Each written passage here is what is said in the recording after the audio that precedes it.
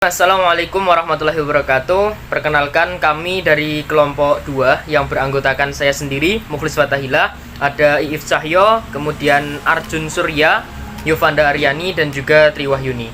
Pada kesempatan kali ini kami akan menjelaskan terkait dua hal atau bisa disebut dua bab gitu ya. Yakni yang pertama adalah terkait analisis jaringan komunikasi dan juga yang kedua adalah praktek profesional audit. Pertama, kita akan membahas tentang analisis jaringan komunikasi. Pada bab ini tentunya berfokus pada analisis jaringan sebagai teknik audit komunikasi. Analisis jaringan ini berbeda dari sebagian besar metode audit lainnya, karena memang fokus utamanya adalah untuk membangun hubungan antar karyawan, bukan pada pengalaman atau penilaian pribadi mereka gitu. Analisis jaringan ini mencoba untuk mengevaluasi kualitas komunikasi organisasi dengan menilai pola struktural dalam hubungan antar staf. Dalam konteks audit, ada dua jenis, yakni yang pertama adalah hubungan afektif, misalnya perasaan, persahabatan, kepercayaan, atau penghargaan lah kepada karyawan, dan juga yang kedua, berbagai jenis hubungan pertukaran informasi. Yang pertama, kita akan membahas tentang analisis jaringan. Analisis jaringan termasuk dalam audit komunikasi, yakni digunakan untuk mengevaluasi fungsi jaringan formal dan juga informal dalam suatu organisasi. Melalui persepsi individu karyawan, analisis jaringan dapat menjelaskan organisasi secara keseluruhan, hubungan khusus, dan posisi karyawan individu, subkelompok, ataupun departemen. Terkait dengan hal ini, analisis jaringan juga dapat mengungkapkan peran komunikasi karyawan dan juga dapat mengidentifikasi subkelompok, baik kelompok fungsional ataupun kelompok informal.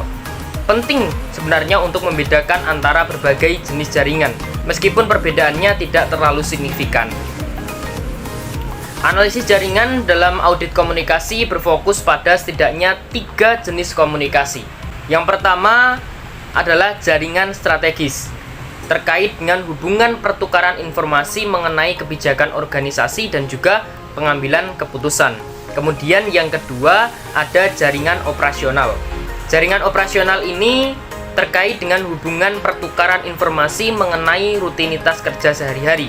Dan yang ketiga adalah jaringan pribadi, yakni persahabatan dan juga interaksi pribadi dalam sebuah organisasi. Nah, masuk bagian kedua, yaitu pengumpulan data untuk analisis jaringan. Nah, pada bagian ini kita akan membahas 4 teknik yang biasanya digunakan untuk memetakan jaringan komunikasi. Yang pertama, yaitu ada pertanyaan sosiometri, yang kedua ada observasi, yang ketiga ada teknik dunia kecil, dan yang keempat ada analisis arsip. Untuk bagian pertama yaitu pertanyaan sosiometri. Nah, sosiometrik sejauh ini merupakan teknik yang paling sering digunakan untuk mempelajari jaringan komunikasi. Nah, ketika peneliti menggunakan pertanyaan sosiometrik, maka responden diminta untuk menunjukkan frekuensi kontak mereka dengan anggota organisasi lainnya.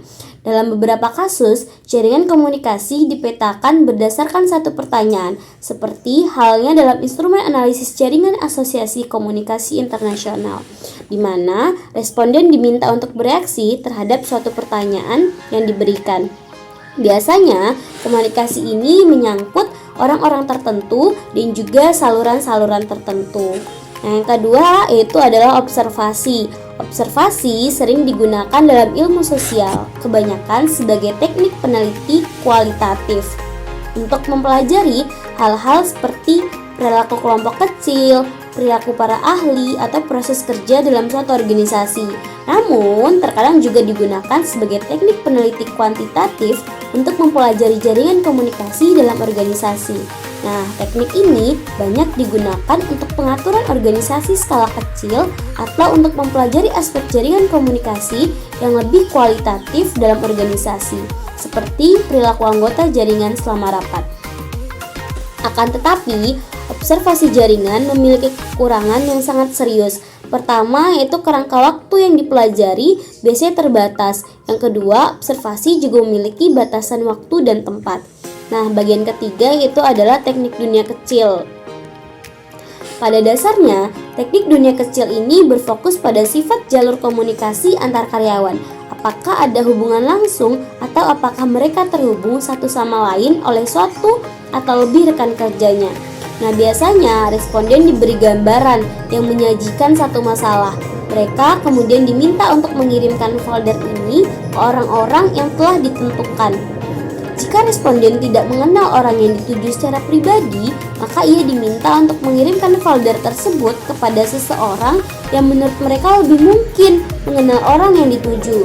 Nah, kemudian karyawan yang menerima folder tersebut diminta untuk mengisi kuesioner yang mencakup beberapa karakteristik pribadi serta karakteristik orang yang menerima folder tersebut.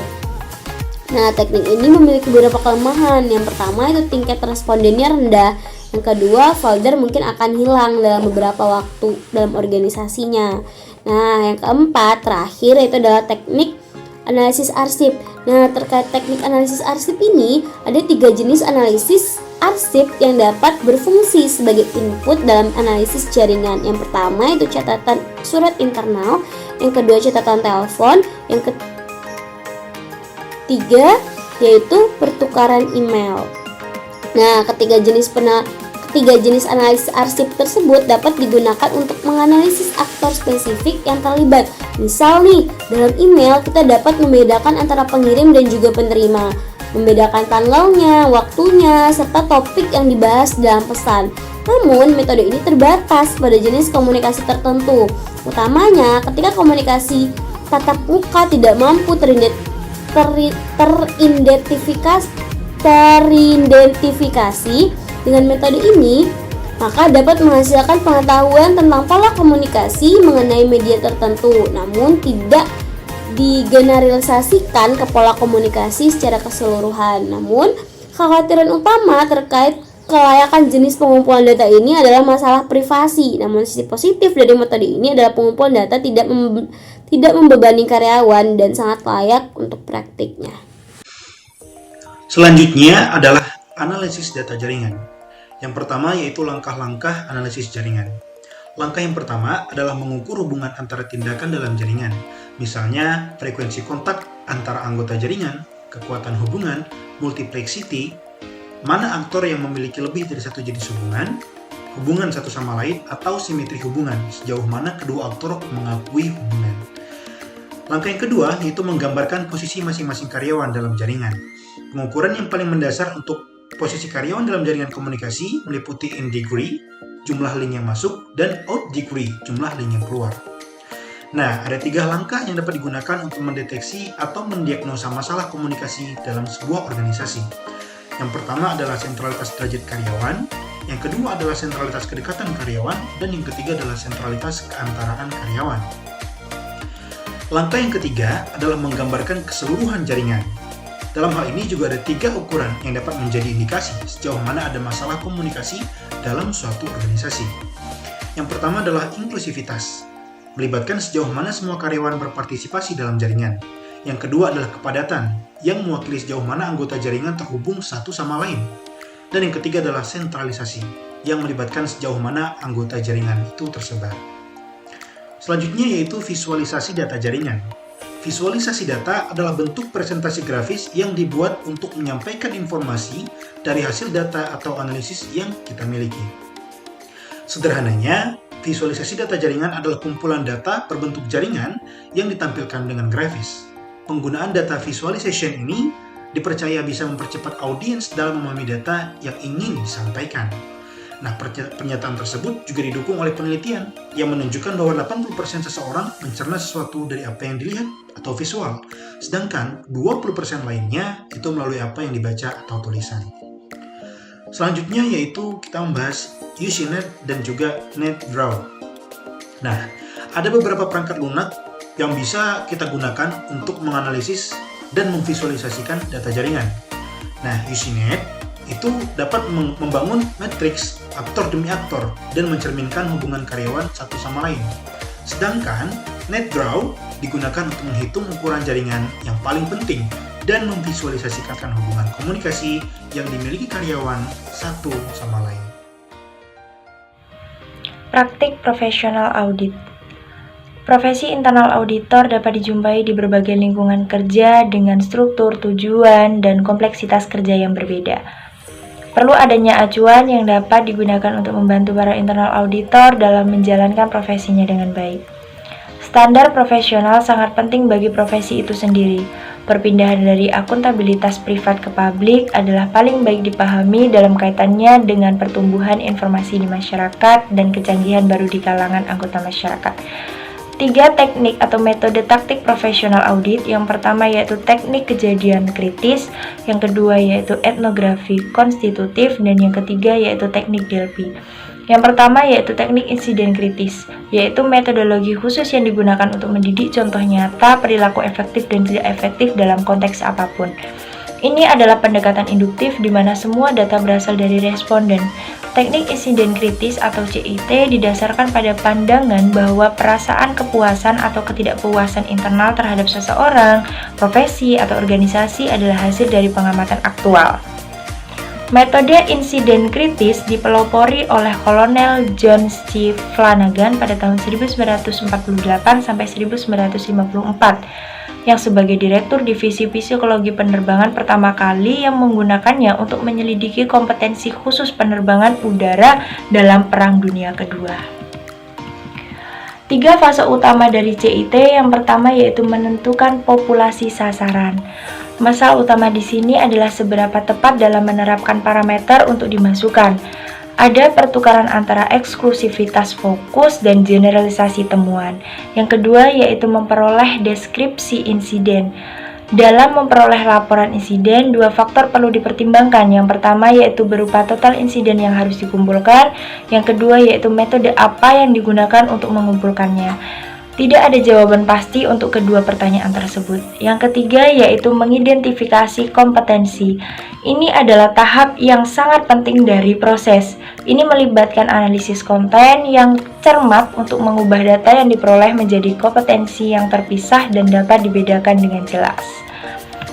Yang terakhir yaitu evaluasi teknik CIT. Yang pertama yaitu validitas wajah, yang kedua yaitu sifat yang berpusat pada responden, yang ketiga yaitu reservasi metodologis, yang keempat yaitu iluminisasi pandangan minoritas, yang keempat yaitu mencantumkan skor meningkat, yang selanjutnya yaitu waktu dan tenaga, dan yang terakhir yaitu model positif.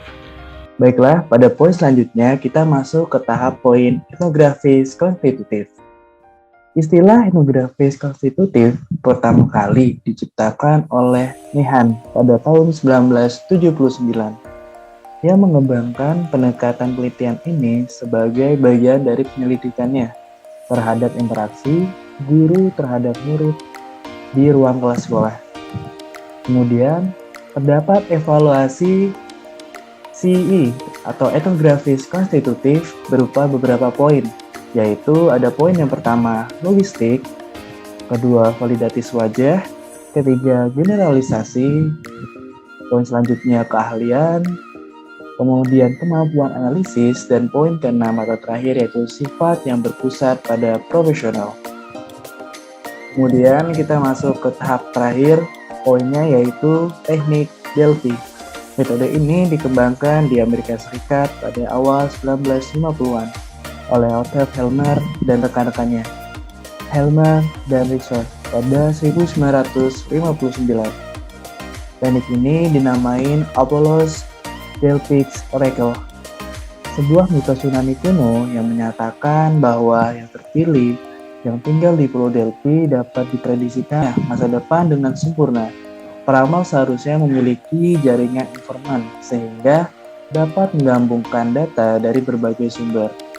Sebenarnya, Delphi ini memiliki 5 fitur yang menentukan, yaitu ada panel pakar direktur untuk melakukan analisis, kemudian ada para ahli tidak bertemu secara langsung, kemudian pada poin ketiga pelatihan dilakukan secara tertulis, kemudian ada 2 atau lebih putaran langsung, dan identifikasi akhir dari area konkordasi dan ketidaksesuaian akhir disusun pada akhir proses.